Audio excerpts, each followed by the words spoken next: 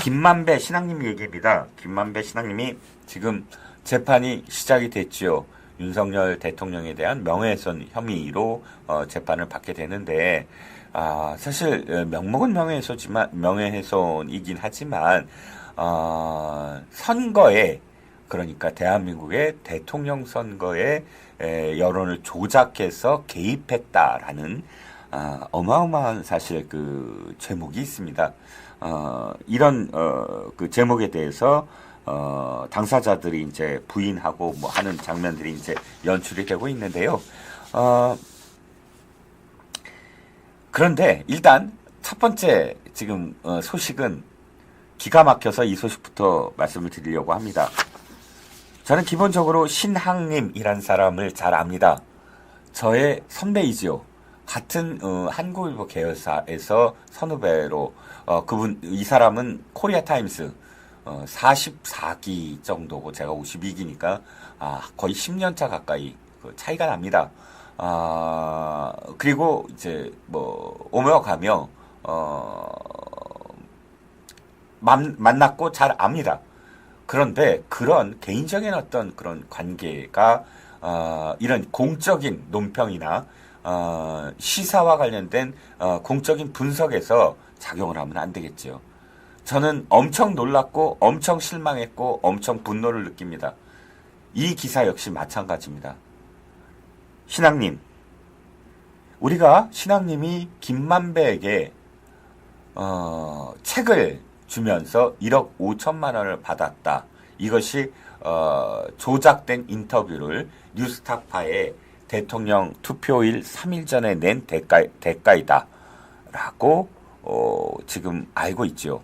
그것이 사실로 드러나 있으니까요. 그런데 신앙님이라는 사람은 이런 책 장사를 정말 비열하게 김만배와의 어떤 거래만이 아니었던 것으로 드러나고 있습니다. 지금 정기현 국립중앙의료원장이었던 사람인데요. 이 사람에게도 책을 보냅니다. 이 책을 보낼 때는 뭐 당신만 갖고 있으라 내지는 이 책의 가치가 얼마다 이런 이야기를 전혀 하지 않고 책 세 권을 보냅니다. 그런데 이 정기현이라는 사람은 어떤 사람이냐? 뭐 기억하실지 모르지만 뭐 코로나 사태가 있고 어쩌고 뭐 하면서 사실 그 문재인 때 사람이에요. 문재인 때 국립중앙의료원장으로 임명까지 시켜줬던 사람입니다. 문재인 사람이라고 할 수가 있죠.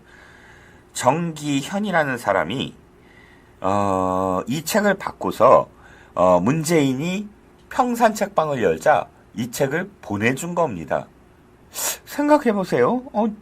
자기의 주군에게 딴 사람한테 받은 책, 이 책이 괜찮은 책이다 라고 싶어서 보내줬다 라고 여기까지는 여길 수 있는 거 아니에요? 그런데 여기서부터 갑작스럽게 이 드라마의 내용이 확 바뀝니다. 저는 무슨 책을 권하는 그런 예능 프로 같은 그런 느낌이었는데 그게 아니라 완전히 사건 반장 같은 프로로 바뀝니다. 어떻게요? 자, 신앙님이 정기현에게 책이 어디로 갔느냐 했더니 책이 문재인 대통령한테 보냈다라는 사실을 확인하자 갑자기 얼굴색을 바꾸면서 이렇게 얘기합니다. 책값을 내라. 아니 처음에는 책을 그냥 줬다고 했잖아요. 근데 책값을 내라. 기왕에 도와주려고 생각했던 것이고 평산마을에 계신 분한테 선물까지 하신 셈이니 말씀드린 가격으로 책값을 주면 된다. 책값 1억 5천만 원을 내라. 이 순간 제가 무슨 생각이 드냐면 요즘은 그런 사람 없는데 제가 대학생 때까지는 그랬어요. 지방에 이제 그 시외버스 있잖아요. 지방의 시외버스. 어느 지방에서 어느 지방으로 가는 시외버스에 타면 깡패들이 들어옵니다. 3명 정도가 들어와서 갑작스럽게 허접한 물건들을 다 무릎 위에 올려놔요. 그러고서 협박을 합니다. 자, 무릎 위에 올려놨으니까 지금부터 이 물건은 1,000원이야. 지금부터 돌아가면서 돈을 거둘 테니까 착실하게 지금부터 1,000원씩 내. 문신이 그려진 세 사람이 올라타갖고 물건을 던져주고 강매를 하고 협박을 해서 강매를 해갖고 돈을 걷어서 나가는 겁니다. 제가 몇 번을 그걸 당했어요. 승객들은 끽소리 못합니다. 기사도 그때는 두려워서 움직이지도 못해요. 그런 강제, 그런 갈취 사건이 비일비재했던 시절도 있습니다. 그런데 신앙님이라는 사람이 했던 행위가 그 시외버스, 시골버스에서 했던 깡패들과 뭐가 다르지요? 이 표현이 그렇지 않습니까? 아니, 내가 이제 책값 받으려고 해. 처음엔, 그러니까 나 좀 도와준다고 했잖아? 책값 받으려고 하는데, 남 줬다며. 그럼 선물 네가 줄 수 있고, 나한테 1억 5천만 원만 내. 책 3권이에요. 그 책, 교보에도 살 수 있어요. 얼마에? 몇만 원씩이 주면 사요. 근데 1억 5천만 원을 내라는 겁니다.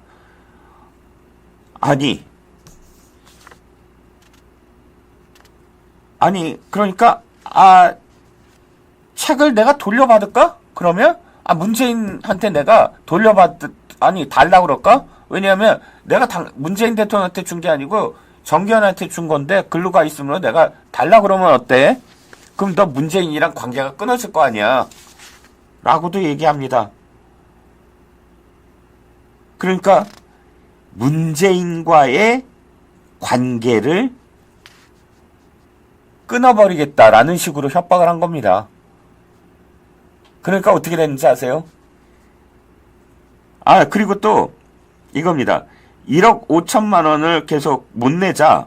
1억 5천만 원 너무, 이 책이 어떻게 이렇게 비싸니? 하고 얘기하니까 상황을 계속 악화시키는데, 그러면 나도 거기에 걸맞게 조치할 거야. 돈을 못 준다고? 그래? 그러면 저 문재인한테 직접 받을게. 내가 사모님한테도 자초지종을 말씀드릴까 해. 그러자 결국 3차례에 걸쳐서 4,700만 원을 억지로 보냈다고 합니다. 그러니까요. 참, 이 신앙님이라는 사람의 행태가 정말 기가 막힙니다. 그런데 이 책 말씀입니다. 뭐냐면 혼맥도예요. 혼맥도가 재벌들의 혼맥도, 그러니까 그러니까 대기업의 오너들의 딸과 아들이 어디로 시집장가를 갔나? 그러면 그게 이제 옛날에 관료들, 그야말로 고위급 관료들 집안과, 그 다음에 군 장성들 집안과, 그 다음에 언론 사주들 집안과 이런 식으로 해서 대기업 오너의 누구 아들은 누구와 딸과 결혼하고 하면서 이렇게 혼맥도를 작성한 그런 책입니다. 나 참 기가 막혀서요. 왜 기가 막힌지 아십니까? 이거 제가 몸담았던 서울경제신문이 일주일에 한 번씩 연재했던 거예요. 그리고 서울경제신문이 이 혼맥도에 대해서 제일 먼저 책을 냅니다. 아세요?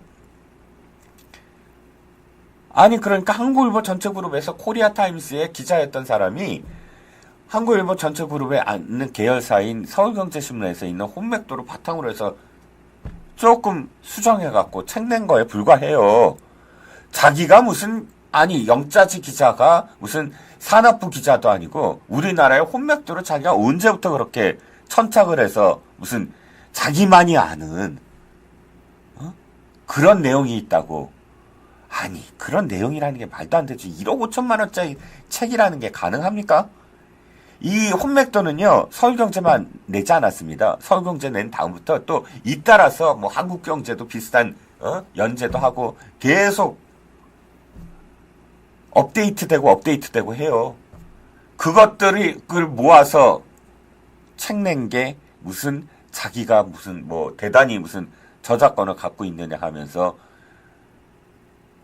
1억 5천만 원씩 협박을 하면서 팔아먹는다? 저는 정말 제가 30년 전 알았던 그 사람이 이 사람인가. 제 얼굴이 화끈거립니다. 어찌됐든 이 사람이 어떤 사기 행각을 벌였던 말건 지금 가장 중요한 건 그 사기 행각보다 더 중요한 건 바로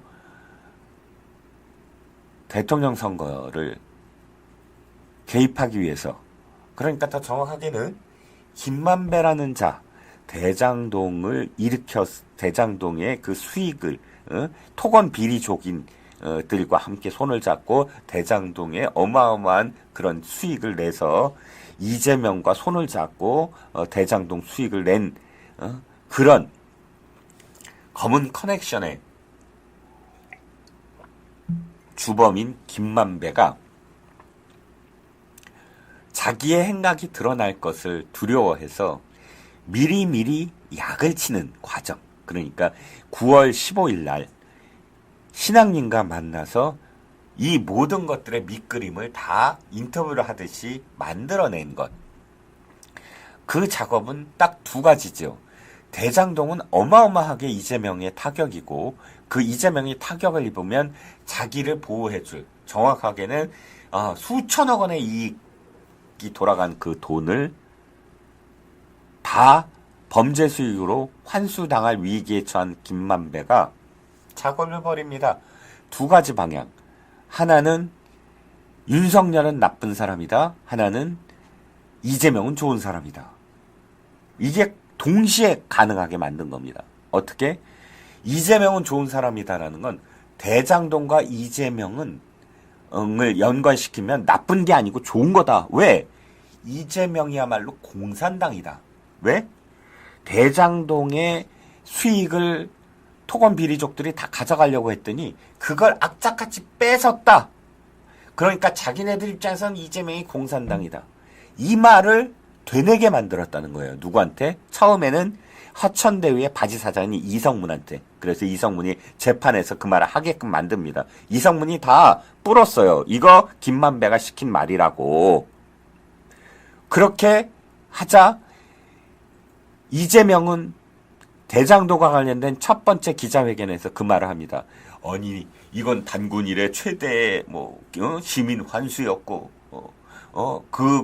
그게 바로 이 토건 비리족들이 나를 공산당이라고 부른 정도였다고. 시민 환수를 이렇게 내가 철저하게 해서. 이런 식의 거짓말을, 말도 안 되는 거짓말을 하게 만들고 대선 기간 내내 공산당 프레임을 되뇌게 만듭니다. 그러니까 이재명은 좋은 사람이죠. 대장동의 수익을 전부 다 뺏어서 시민에게 환수하게 했다라는 완전히 이슈를 그냥 그쪽으로 돌려버리게 만드는 거예요. 그렇게 그러니까 이 신앙님과 인터뷰를 그 따위 방식으로 하면서 이것들을 전부 다 오마이뉴스, 무슨 경향신문, 한겨레, JTBC, 뉴스타파 이런 곳에서 한 3, 4개월 동안 떠들게 만듭니다. 계속. 자, 두 번째, 윤석열은 나쁜 사람이다. 이재명은 좋은 사람이고 윤석열은 나쁜 사람이다. 어떻게 해요? 윤석열은 대장동의 시드머니가 됐던 부산저축은행을 덮었던, 부산저축은행 대출 사건을 덮었던 사람이다. 조우영이라는 사람, 이 사람은 묘하게도 부산저축은행과 대장동의 양쪽 다 연관된 사람이에요. 나중에 천화동인의 몇 호의 소유자인가 어쩐가 어찌됐든 그래서 대장동과 연관이 됐고, 부산저축은행은 부산저축은행의 은행의 그 회장의 조카인가 그래요. 그래서 양쪽 다 연관이 됩니다. 그런데 바로 대장동이 그 당시에는 존재하지도 않았는데 그 시드머니를 부산저축은행의 일부를 대출받았다. 그런데 그거를 윤석열 검사가 덮어줬다. 그래서 대장동이 일어났다. 말도 안 되는 얘기죠. 대장동의 대자도 제대로 그 당시는 형성도 안 됐는데 고작해야 시드머니를 대출받았는데 그것을 덮어줬기 때문에 대장동 비리가 생겼으므로 윤석열이 나쁜 사람이다. 이런 논리가 말도 안 될 뿐더러 조우영은 윤석열 대통령 만난 적이 없어요. 윤석열 검사를. 이 사람은 검찰에서도 그렇게 증언을 했고, 그리고 이미 김만배라는 자는 남욱을 통해서 그렇게 얘기를 시켰는데 남욱도 나중에 검찰에 가서 이건 김만배가 다 시킨 거다. 조우영이라는 사람 난 만나지도 않았다. 라고 이야기를 합니다. 그런데 그럼에도 불구하고 봉 어쩌고 그 JTBC 기자 뉴스타파로 간 봉씨 이자가 이미 조우영을 만났는데 조우영은 윤석열 검사를 만난 적이 없다고 했는데도 불구하고 어떻게 해요? 조우영이 윤석열 만나서 커피 타줘갖고 이걸 덮었다. 윤석열이 몸통이다. 윤석열이 몸통이다라는 말을 한겨레, JTBC, 뉴스타파, 경향신문, 오마이뉴스가 퍼날릅니다. 이 언론들이 한 번이라도 부끄럽게 지금 반성을 했나요? 근데 이 모든 것들 누가 했다고요? 김만배와 신학님이 다 만들어서 터뜨린 겁니다. 그래서 이번에 재판을 받고 있는데 많은 어떤 기사들이 있지만 예전에 했던 기사들도 많고요. 그런데 한 가지 재밌는 것만 하나 더 소개시켜 드릴게요. 이번 재판의 판사가 송고 판사입니다. 와, 변호사와 검사 양쪽 다 절절절절 맸대요. 변호사한테는 변호사가 또 이거 증거 기록을 열람을 해서 등사 절차를 다 해야 되는데 시간이 좀 많이 걸려요. 그러니까 좀 시간 좀 더 주세요 했더니 바로 잘라버립니다. 재판을 공판 기일 일정 잡는데 기일 변경 안 돼. 신청 안 받아들일 거야. 원래부터 하려고 하는 날짜에 해. 비본질적인 문제로 재판을 지연시키지 마라. 야, 이건 핵심이에요. 아시잖아요. 재판 지연하려고 지금까지 이 이재명 일당들이 얼마나 극악한 방법을 씁니까? 이거 처음부터 시작이래요. 아이고, 이거 기록 열람 등사 이건 너무 많이 걸려서 좀 나중에 해주세요. 부터 시작을 해서 별의별 수법을 다 쓰잖아요. 재판부 근데 처음부터 딱 잘라버렸어요. 아니, 그건 지금 비본질적인 문제야. 재판 지연시키지 마. 이 얘기, 이 표현 대단히 중요한 그런 태도였다고 보고요. 검찰에 대해서도 좀 뚜렷하게 공소 사실을 적시했어야 됐다. 이게 명예훼손, 그러니까 공산당 부분, 이재명이 공산당이다라고 한 부분과 그 부분이 윤석열 대통령에 대한 명예훼손과 어떻게 연관이 되는지에 대한 소명이 부족하다라고 재판부가 지적을 했어요. 이 지적은 일견 저는 또 타당하다고 봅니다. 전체의 어떤 공소를 유지하지 못할 정도의 어떤 결함이 있어 보이진 않으나 그럼에도 불구하고 이 부분과 관련해서는 검찰이 조금 더 정밀하게 정밀하게 논리를 짜서 재판에 임해야 되겠다라는 생각이 듭니다. 어찌됐든 양쪽 다 질타를 했지만 그럼에도 불구하고 대단히 저는 이 재판부의 태도에 박수를 보내고 싶습니다.